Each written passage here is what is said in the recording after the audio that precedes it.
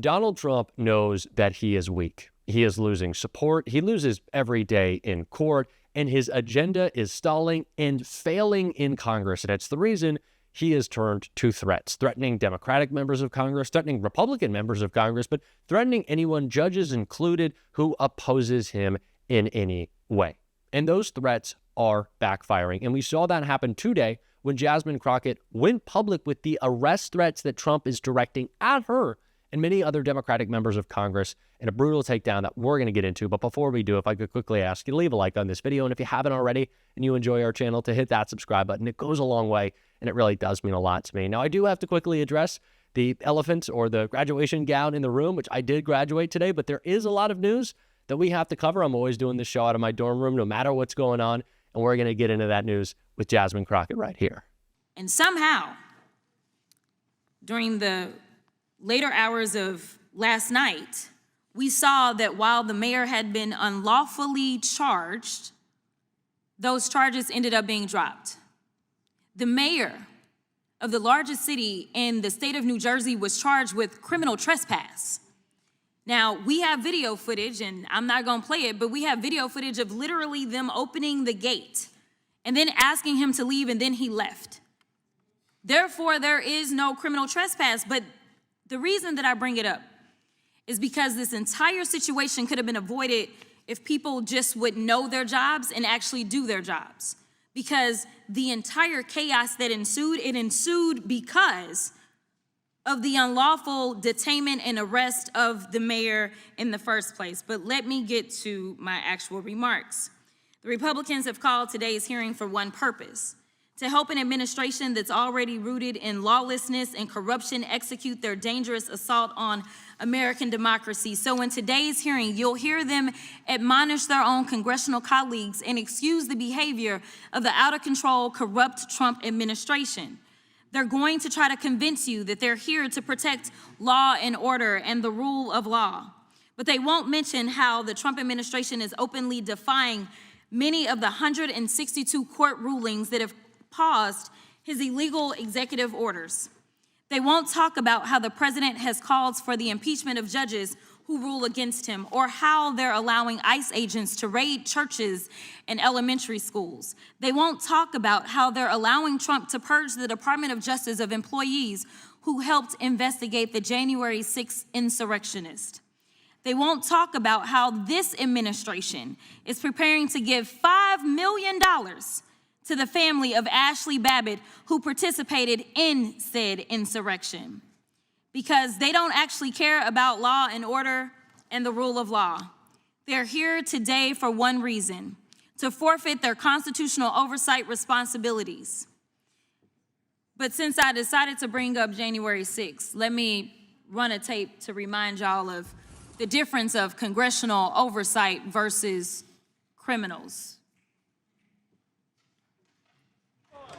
We're here conducting an oversight visit, which we had the power to do as congressional members. It's interesting that one set of behavior somehow is going to get a family rich overnight.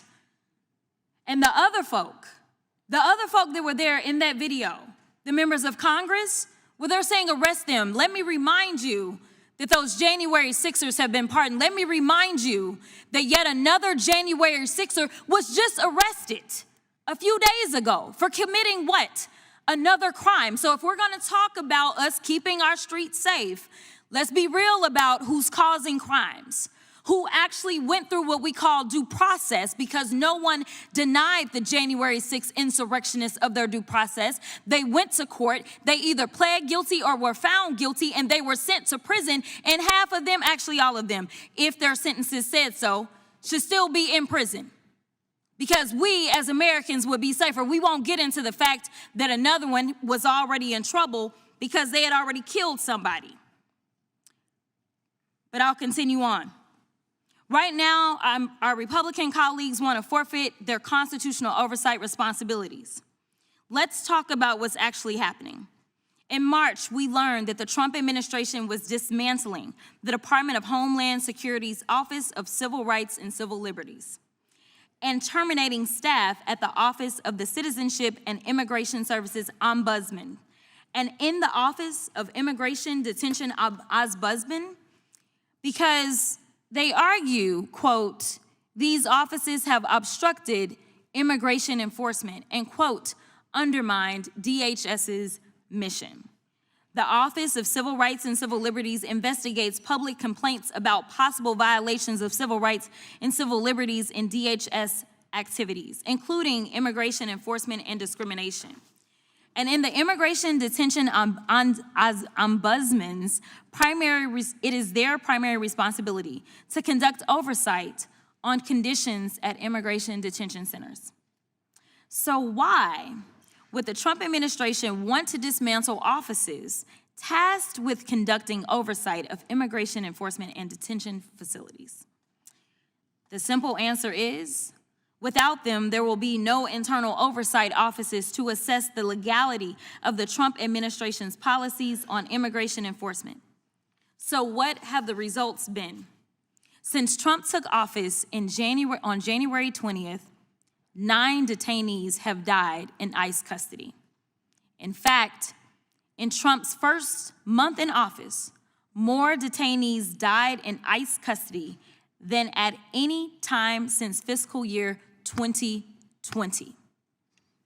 Congressional Democrats have engaged in oversight activities of immigration facilities across the country, from Florida, where a 44-year-old Haitian woman died in ICE custody, to Newark, New Jersey, where 3 of our Democratic colleagues visited an immigration detention facility to ensure the humane treatment of detainees. This wasn't about going in and breaking nobody out, y'all, especially when there were cameras rolling everywhere. That's not what they were there to do. Now, in a breathtaking act of executive obstruction of congressional oversight and the unprecedented weaponization of the Department of Justice, we have an interim U.S. attorney for New Jersey who for years has argued in court that Donald Trump is above the law. She has announced criminal charges against Congresswoman McIver for, quote, impeding and interfering with law enforcement. However, our power as members of Congress to conduct oversight is found in the Constitution and federal law. In fact, federal law explicitly prohibits DHS from, quote, preventing a member of Congress from entering for the purpose of conducting oversight any facility operated by or for the Department of Homeland Security used to detain or otherwise house aliens, or to make any temporary modification at any such facility that in any way alters what is observed by a visiting member of Congress. It is against the law. Full stop. Separately, the court has consistently held that the speech and debate clause of the Constitution protects individual members from prosecution for legislative acts, including, quote, fact-finding, field investigations, and information gathering. The court has consistently held that the primary purpose of the speech and debate clause is to, quote, prevent intimidation by the executive and before a possibly hostile judiciary. So let's call this for what it is. This administration is criminalizing legislative oversight, and the Republicans on this committee are helping them to do so. Rep. McIver didn't engage in interference. It was ICE that engaged in interference while members of Congress attempted to conduct legitimate oversight of ICE facilities. Everyone, whether you are American or not, should be deeply disturbed and worried about Trump's abuse of power. They're attacking universities for teaching things they don't like. They're attacking law firms for representing clients that they don't like. This hearing and these charges are an attempt at political intimidation. The 3 members in Newark were exercising their constitutional duties to check an out-of-control executive branch. This entire situation happened because of the unjust arrest of Mayor Baraka. And not only were the members invited in and given a tour of the facility, This was after they so-called had broken the law.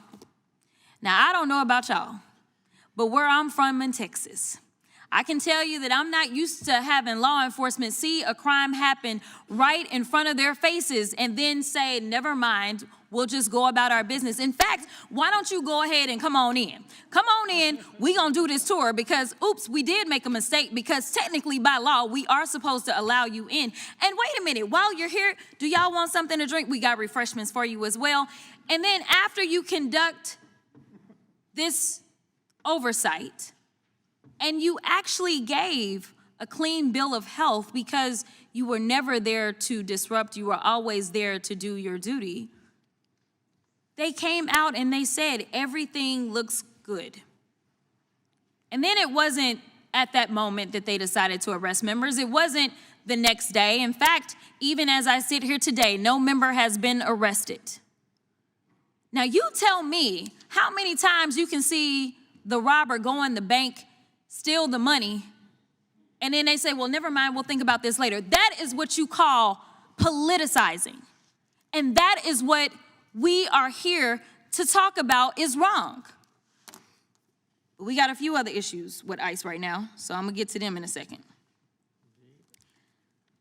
The DOJ, as I said already, has already dropped the charges against the mayor. Look, they're coming after everyone who uses their constitutional rights and duties to speak truth to power. The press, the courts, and now members of Congress. And to be perfectly honest, I had my team do the research. Under no other president, Democrat or Republican, can we find an incident where they have tried to arrest members of Congress. This is absolutely absurd that they were out there simply doing their duty. We have never seen ICE act in this way. In fact, it's not less oversight that we need right now, it's more. Jasmine Crockett is spot on. Donald Trump is trying to intimidate. Donald Trump is trying to scare anyone who will not bend to his will.